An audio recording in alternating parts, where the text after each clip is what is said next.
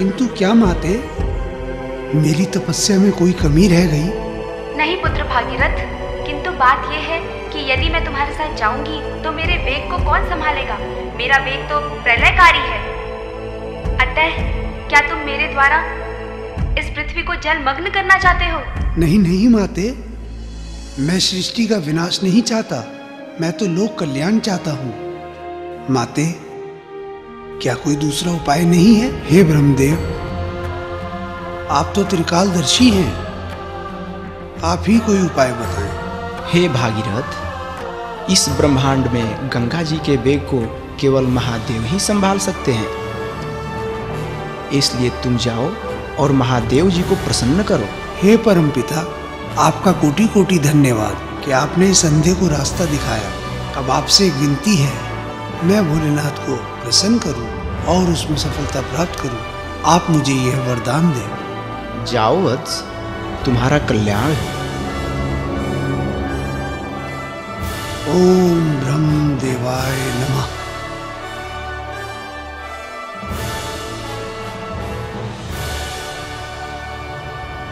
ओम नमः शिवाय, ओम नमः शिवाय, ओम नमः शिवाय। अब आगे क्या होगा नाथ? आगे आगे तो वही होगा देवी जो भोलेनाथ चाहते हैं। प्रणाम देवगण।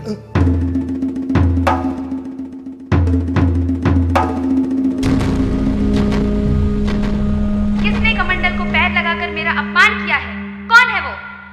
हे गंगा, हमें क्षमा करना, भूलवश हमारा पैर कमंडल से टकरा गया। भूलवश नहीं, आपने जानबूझकर मेरा अपमान करने के लिए ऐसा किया है। नहीं गंगा, यह तुम्हारा भ्रम है। श्री हरि का ऐसा उद्देश्य कदापि नहीं था। इनके इस कार्य में मेरा भ्रम नहीं बल्कि इनका अहंकार झलकता है। देवी सरस्वती ये नारी जाति को हमेशा से ही दबाते आ रहे हैं। ये तुम कैसी बातें कह रही हो देवी गंगा? श्री हरि कदाचित ऐसा कार्य नहीं कर सकते।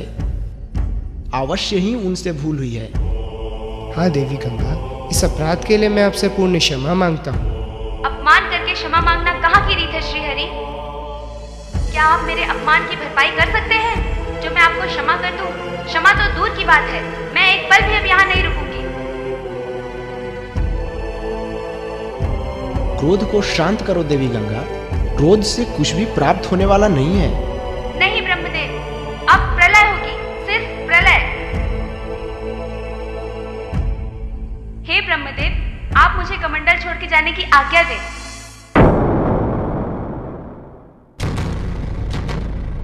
नारायण नारायण।